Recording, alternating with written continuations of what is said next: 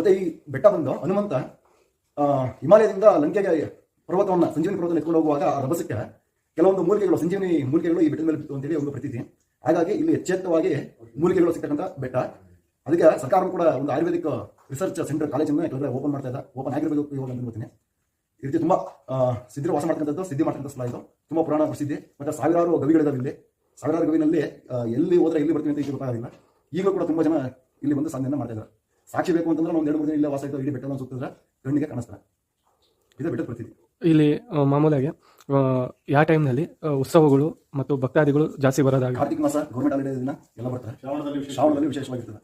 ಇಲ್ಲಿ ಇನ್ನೊಂದು ಪ್ರತೀತಿ ಏನಂದ್ರೆ ಇಲ್ಲಿ ಏನಾದರೂ ಮನೋರೋಗ ಆಗಲಿ, ಇಲ್ಲಾಂದ್ರೆ ಮನಃಶಾಂತಿ ಇಲ್ದಿದ್ದಾಗಲಿ, ಇಲ್ಲಾಂದ್ರೆ ಏನಾದರೂ ಕಾಯಿಲೆಗಳು ವಾಸಿ ಆಗದಿದ್ದ ಕಾಯಿಲೆಗಳು ಇದ್ರಾಗನ ಅವರು ಇಲ್ಲಿ ಬೆಟ್ಟ ಉಪವಾಸ ಮಾಡ್ಕೊಂಡು ಬೆಟ್ಟ ಹತ್ತಿ ಬಂದು ಇಲ್ಲಿ ದೇವರಿಗೆ ಪೂಜೆ ಮಾಡ್ಕೊಂಡು